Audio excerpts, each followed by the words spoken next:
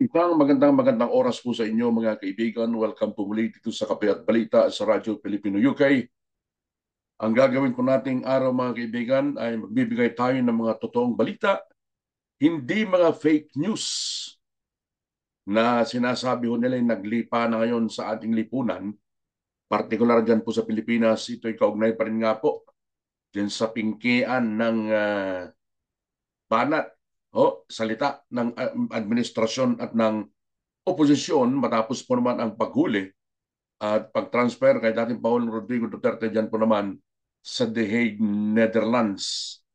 Nabanggit ko yung fake news mga kaibigan na ongoing ngayon ang investigasyon sa Kamara at ipinatawag nga yung mga nangungunang vloggers sa Pilipinas na nasa oposisyon para ho sila ay magiging resource person and hopefully hindi sila ipa-contempt ng mga kongresista ho na mahilig magpa-contempt mga kaibigan sa mga ipinatatawag nilang hearing dyan sa Kamara de Representantes.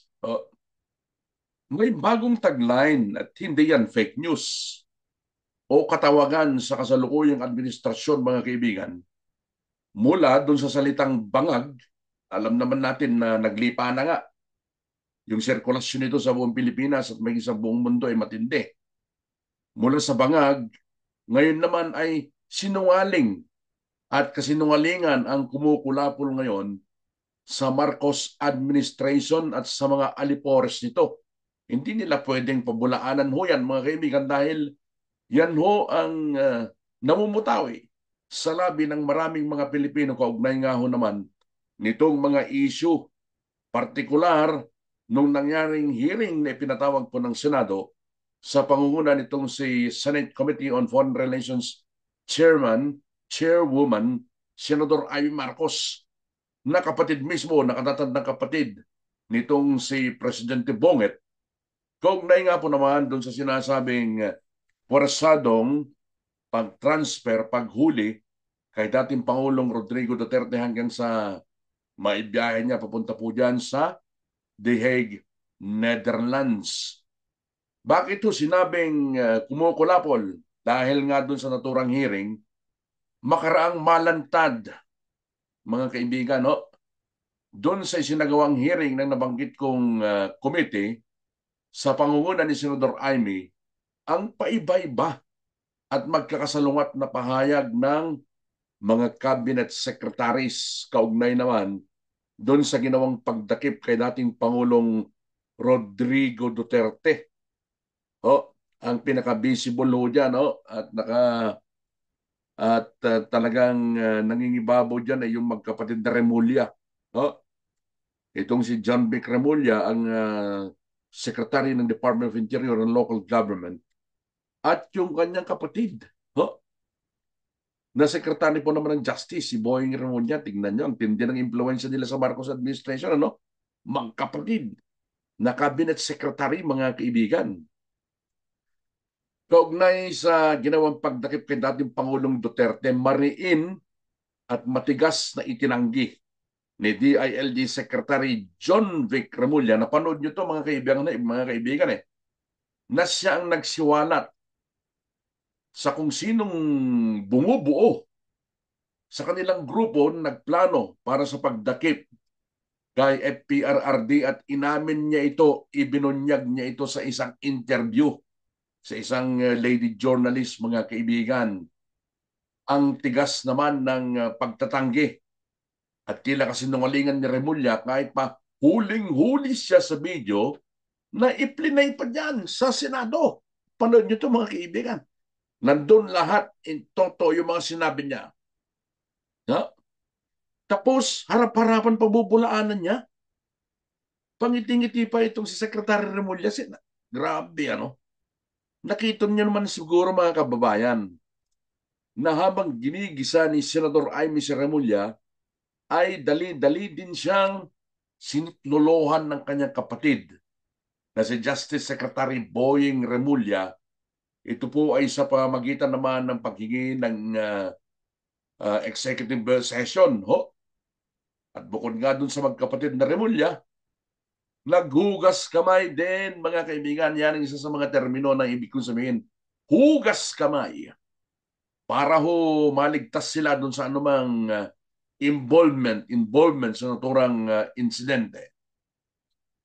Naghugas kamay ang iba pang nasasangkot na sila National Security Advisor Eduardo Año, Department of National Defense Secretary Gilbert Teodoro, at yun nga yung sinasabi ko, itong si Boying, Remulla at ganun din, yun pong general ng CIDG, na ang daming nagngingit-ngit sa kanya ngayon mga kaibigan.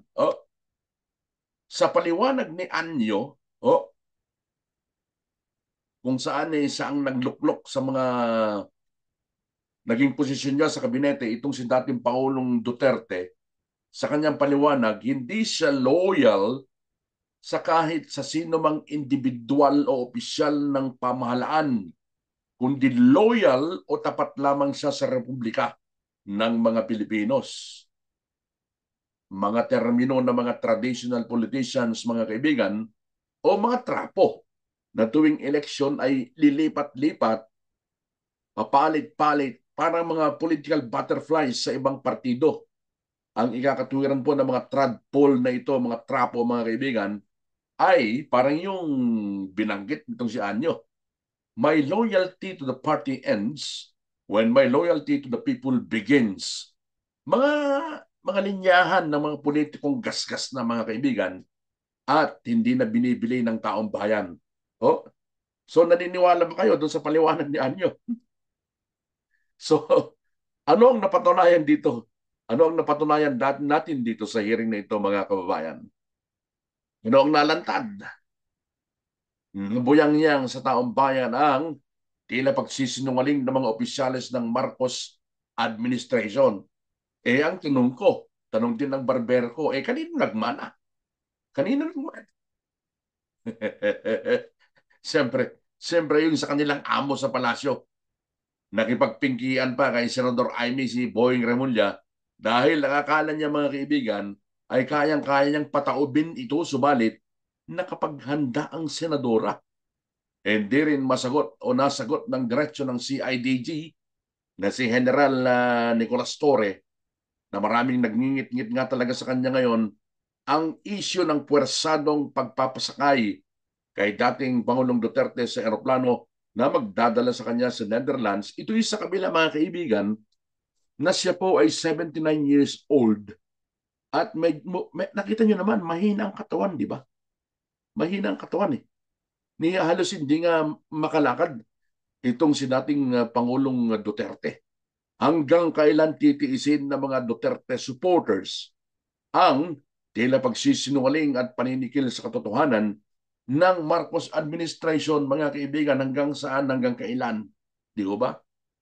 Idagdag pa ho natin ito, mga kaibigan, ha?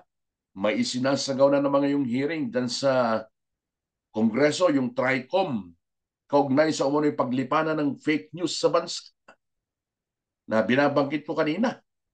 Marami daw ang mga Duterte trolls o mga keypad warriors ang nagpapakalat ng mga fake news online. Ang tanong ko naman, bakit ang mga Duterte supporters ang tila sinisingle out ninyo at naka-zoom in ang inyong naka-zero in ang inyong antena sa mga Duterte supporters? Bakit sila ang target ninyo? Napatunayan na nga kahapon ng mga opisyal mismo ng gobyerno ang tila nagsisinungaling, di ba? Ang sabi nga, mga kaibigan, ng isang dating opisyal o isang government official, na ang Malacanang mismo ang torya ng kasinungalingan. Ano pong isang ehemplo dito? Ano pong isang example? Pinalulutang na naman na may nakalapdown na impormasyon ang Malacanang na humingi ng asylum sa Hong Kong o sa China. Ito. Hindi pa napapatunayan ito, pero pinalulutang ito ng Malacanang ngayong araw lamang na may nakalap daw silang impormasyon na humingi daw ng asylum sa Hong Kong o sa China itong si dating Pangulong Duterte.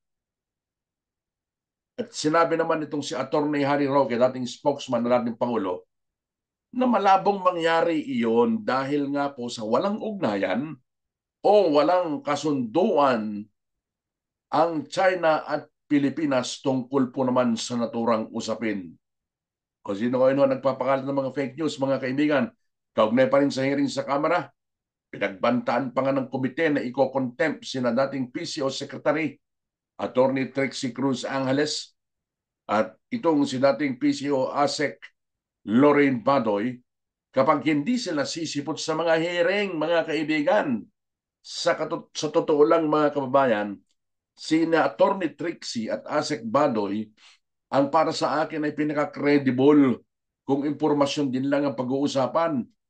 Totoo kasi ang mga sinasabi nila kaya gustong sagkaan ang kanilang ginagawa, mga kaibigan, at tila ito ay nakakasira sa kasalukuyang administrasyon. Sino ba ang matinding tumutulig sa noon sa mga teroristang NPA? Diyan po naman sa SMNI Network. Si Asek Badoy at si Eric Celis. Anong ginawa sa SMNI? Ipinasara, mga kaibigan, samantalang sa kanila nga natin napapanood at naririnig ang tunay na ginagawa ng mga NPA at mga kasamahan nilang napasok na ang gobyerno, partikular dyan sa Kongreso, mga kaibigan. At balik tayo dyan sa Kongreso. Balik tayo sa hearing sa Kongreso. Pinaiyak nila. Kani-kanina lamang, pinaiyak nila partikular ni Pastor Benny Abante na tunay ngang pastor, mga kaibigan, ang isang babaeng vlogger matapos umano nitong sabihin sa isa sa kanyang post na maraming PNP personnel o maraming pulis ang nag-resign bilang pagpapakita ng protesta sa ginawang pagdakip kay FPRRD. Pero alam naman natin, mga kaibigan, na may mga nagpahayag na gustong kumalas sa trabaho bilang pulis at ang isa dito ay ang isang content creator na pulis na kinasuhan dahil sa kanyang mga content na tumutulig sa mismo sa gobyerno at sa pamunuan ng Philippine National Police. So, sa tingin ho ninyo, mga kaibigan, may pagsisinungaling ba sa mga vloggers? O sinong mas paniniwalaan ninyo? Ang Malacanang ang nagpapakawalan ng kasinungalingan o yung mga vloggers na sumusuporta kay dating Pangulong Rodrigo Duterte? Ayun, may hearing dyan sa Kongreso. Anong purpose ko niyan, mga kaibigan? Sagkaan yung mga vloggers. Kinuha ninyong resource persons ang mga yan. Pero dyan sa hearing ho na yan, ihuhusgahan ninyo sila, parurusahan. Kulang na lang, bitayin nyo sila at ipakontempt. Meron nga silang bantay. Ipapakontempt ito si dating PCO Asek Badoy at si dating spokesperson, itong si Secretary Trixie Angeles. Hindi lang kasi sila nakakuha ng TRO dyan po naman sa Korte Suprema, kaya napilitan silang dumalo dyan sa hearing po sa Kamara, mga kaibigan. Kung fake news din lang ang pag-uusapan, sana timbangin ng mga magagaling na kongresista dyan sa TRICOM kung saan talaga nagmumula yung mga fake news. Bakit nyo sinizero in sa mga Duterte supporters? Mga kaibigan, So marami ho tayong antabayanan, mga kaibigan, na mga pangyayari pa. May nabanggit nga itong si dating Yusek Badoy, mga kaibigan, kung ano ang pagkakaiba ng mga cabinet meeting noong panahon ni dating Pangulong Duterte at sa cabinet meeting na ipinatatawag ng kasalukuyang administrasyon. Noong panahon ni Duterte, ayon mismo kay Yusek Badoy, pag nagpapatawag ko ng cabinet meeting ho yan, ang ulam nila isda, miswa, gulay. Kasi ang katwiran ng dating Pangulong Duterte, ang sabi niya, pera ng taong bayan ang ginagastos natin dito, kaya sinupin natin, huwag tayong marangya. Minsan daw naimbitahan siya sa isang pagpupulong sa Malacanang under this administration, mga kaibigan, cabinet meeting. Alam nyo kung ano yung mga inihandang pagkain sa palasyo. Naku po, magarbo, meron daw lobster, merong steak, at kung sino-sino bang ano-ano pang karangyaan, pagkain ng karangyaan. Yan ang katotohanan, mga kaibigan. Dahil itong pamilyang to, sa Malacanang, hindi naman nila talaga naranasan maghirap eh. Hindi sila galing doon sa baba. Dahil uh, nung tao na sila, marangya na sila eh. Sa hindi nila naranasan yung tunay na buhay ng mga taong naging mahirap at nasalaylayan. Hindi katulad ni Duterte, mga kaibigan, ilang taon siyang nagsilbi sa pamahalaan from mayor, congressman, huh, to president. Ni hindi nagbago yung kanyang hindi nagbago yung kanyang tahanan diyan sa Davao. Yun at yun pa rin. Samantalang ang karamihan sa mga politiko, hindi ko naman binabanggit na kung sino, nakita ko lang, napatunayan ko lang nung nag-cover ako ng Congress. Pag first term ho niyan, mga FX ang kanilang sasakyan. Pero pagdating ng ikatlong taon at hanggang sa ikatlong termino na nila mga kaibigan, abay mga American cars na ho ang kanilang minamaneho. Yan ho ang katotohanan diyan mga kaibigan. At yan ang malaking pagkakaiba. Sa mga hindi pa po nakapag-subscribe sa atin pong Kape at Balita sa YouTube channel po ng Radyo Pilipino UK, baka naman po pwede kayong mag-subscribe minsan lang. Masayang masaya na po tayo noon. Maraming salamat po hanggang sa muli nating pagkakadaupang palad. Dito pa rin sa ating palatuntunan ang Kape at Balita sa Radyo Pilipino UK. Ako po si Buddy Bernardino. Bye for now, folks!